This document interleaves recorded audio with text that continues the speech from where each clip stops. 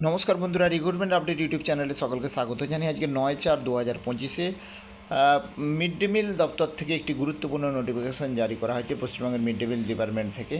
Mid day meal সংক্রান্ত একটি গুরুত্বপূর্ণ নোটিশ রয়েছে। আসুন সেই নোটিশ আমরা একটু দেখে নিই বিস্তারিত কী রয়েছে। দেখুন, মিড ডে মিলে যে কুক কাম হেল্পার রয়েছে, অর্থাৎ যারা রাঁধুনি রয়েছে, সেই রাঁধুনিদের নিয়ে একটি গুরুত্বপূর্ণ নোটিফিকেশন জারি করা হয়েছে। সেখানে কি বলা হয়েছে যে কিছু কিছু জায়গায় কিছু কমপ্লেন এসেছে বা কোর্টে কিছু কেস এসেছে যে কিছু যারা এখন রাঁধুনি রয়েছে, কুক কাম হেল্পার রয়েছেন, তাদেরকে কোনো স্পেসিফিক কারণ ছাড়াই তাদেরকে টার্মিনেট করে দেওয়া হয়েছে, রিপ্লেস করা হচ্ছে, অন্য কাউকে ঢোকানো হচ্ছে। এই নিয়ে কোর্ট কেস হয়েছে। সেই জন্য মিড ডে মিল দপ্তর থেকে পরিষ্কার নির্দেশ দেওয়া হচ্ছে যে যদি এক্সিস্টিং যারা কুক কাম হেল্পার রয়েছে, সাফিসিয়েন্ট রিজন যদি কারণ না থাকে, তাহলে রিপ্লেস করা যাবে না। এবং